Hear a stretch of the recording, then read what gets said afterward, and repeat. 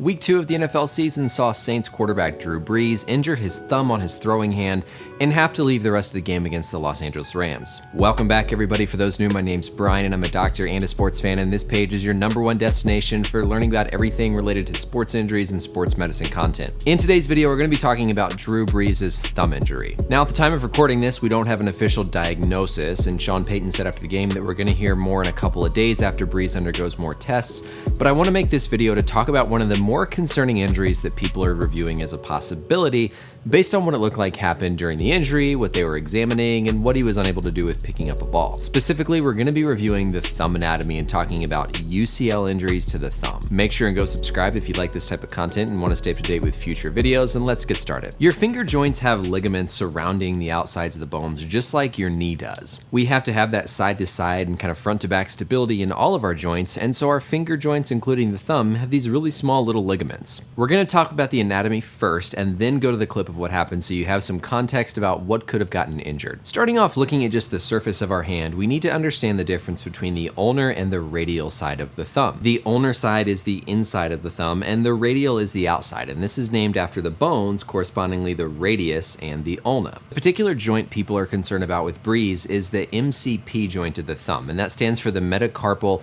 phalangeal joint right here. At this joint, you have an ulnar collateral ligament and a radial collateral ligament on the corresponding sides of that joint, providing that side-to-side stability to prevent the thumb from moving back and forth in that side-to-side plane. More often than not, it's this UCL that gets injured, but it is possible to injure the radial collateral ligament on the outside, so that'll be one thing we'll have to keep in mind as we go forward hearing about more with Brees. If we think about ways that ligaments get injured, it's whenever they're stressed in kind of the opposite direction that they're providing support. So with the ulnar collateral ligament in the thumb, it gets injured whenever the thumb gets stretched in a way that pulls on that ligament, in particular if it's extended back really far or if it's abducted out to the side. The injury occurred when Brees let go of the ball and his hand collided in with Aaron Darnold's. Don't see the classic mechanism where his thumb gets pulled backwards or hyperextended here, but his thumb clearly gets jammed, for lack of a better word, against Darnold's hand. Another key point to look at is whenever we saw him on the sideline being examined by the medical team, they were particularly trying to stress that ulnar collateral ligament at that MCP joint. What you see this medical personnel member doing here is trying to stress and pull on that UCL ligament to see if it's painful and see if it's causing his symptoms, and to also see how much laxity or looseness is in that ligament. The taping pattern also tells us that something is probably going on at that joint because it's trying to secure that portion of the thumb joint as opposed to leaving the tip of the thumb completely free and open. Similarly, we saw Brees go and try to pick up a football, and whenever you're squeezing a football, that puts stress on that UCL ligament and requires it to be intact. And so if you have pain there, if that ligament's been injured, it's going to be hard to pick up a football. Let's zoom in and give you a little more detail about this particular ligament because there's a lot of more complexities that can occur and be more severe scenarios. The UCL is actually comprised of two separate ligaments if we look at it here. There's a PCL and an ACL, and no, they aren't what you see in the knee. They stand for the proper collateral ligament and the accessory collateral ligament. Depending on the position of the thumb joint, depends on which of these two ligaments is providing the support. When the thumb is straight and extended, it's that ACL that's providing the support, but when it's flexed to about 30 degrees, that's when the proper collateral ligament kicks in and provides support there.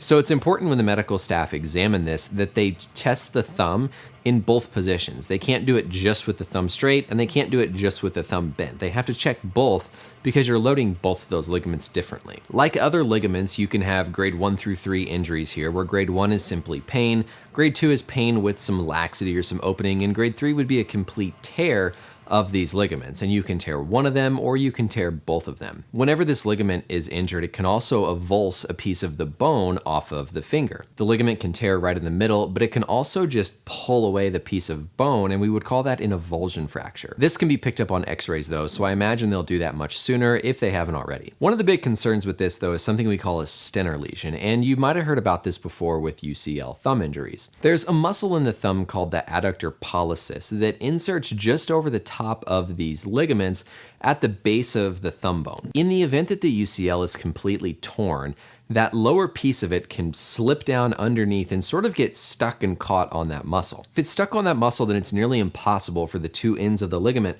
to fuse and heal back together, and so this oftentimes requires surgery to realign those ligaments so that it can heal properly. So there's a wide range of possibilities depending on what the final diagnosis is in regards to how much time he could miss. For someone that we see with a simple UCL sprain that's not completely torn, usually we're putting them in some sort of thumb immobilizer that's more permanent than just the taping, and they're in that for a number of weeks, sometimes around 4 to 6 weeks. Certainly with a football player, and depending on the mildness or the severity of it, that time course could be different. But if you require surgery because either that ligament is completely torn or you've developed this Stenner lesion, oftentimes you have surgery and then you're in a rigid support or a cast for sometimes around 4 to 6 weeks. But again, there's always variability there depending on the surgeon, depending on what they exactly have to do.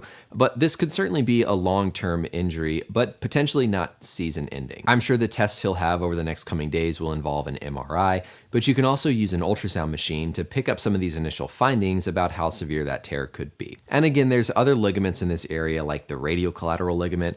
There's a ligament on the front side of the thumb called the volar plate that can become injured as well. And so there's other things here that could be present that might change the overall prognosis. But hopefully this teaches you guys a little bit about what this fear and this concern involving a UCL injury might be. If you think about a quarterback, whenever you're throwing the ball, that ball is pushing backwards on your thumb to give you that power. You have to have that grip, and there's that backwards pull. That backwards pull really stresses that UCL ligament. And so if there's any sprain, if there's any pain there, it's going to be really debilitating and hard for a quarterback to recover from this. If you're a lineman, if you're a running back, you can brace it, you can support it a lot more and get back sooner, but it's especially tough for a quarterback like Drew Brees. We'll provide updates later in the week with my new kind of weekly show that I'm doing, reviewing updates and new injuries I haven't covered in standalone videos.